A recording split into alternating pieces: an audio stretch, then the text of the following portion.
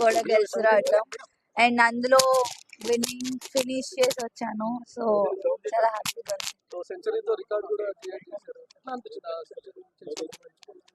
చాలా బాగుండే, ఎందుకంటే మా నాన్న కూడా అక్కడ ఉండే అది కొట్టినప్పుడు ఇంకా స్పెషల్ ఉండే నాకు ఆ మూమెంట్.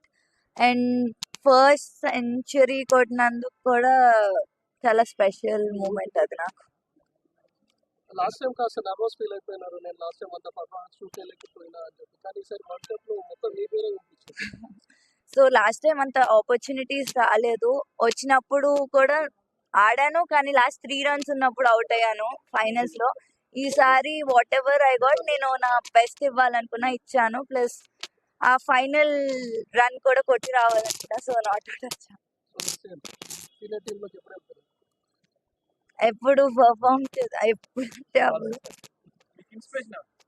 మితాలిది ఆఫ్ కోర్స్, బికాజ్ ఆమెను చూస్తూ పెరిగాము. సో యా, ఎప్పుడు ఆమె ఉంటుంది. సో త్రిష గురించి ఈరోజు ఎంత మాట్లాడుతున్నారు, మీ ఫాదర్ కూడా అంతే ఫేమ్ అవుతున్నారు. మీ ఫాదర్ గురించి నేను క్రికెట్ స్టార్ట్ చేసింది నాన్న వల్ల, అమ్మ నాన్న వల్ల. వాళ్ళు లేకపోతే నేను ఇక్కడ ఉండేదాన్ని కాదు. ఆయన చూపించిన డెడికేషన్ కానీ, ఆయన చూపించిన ఏదన్నా ఆయన వల్లే ఇక్కడ ఉన్నాను. సో ఆల్ క్రెడిట్స్ వాళ్ళిద్దరికే వెళ్తాయి. అమ్మ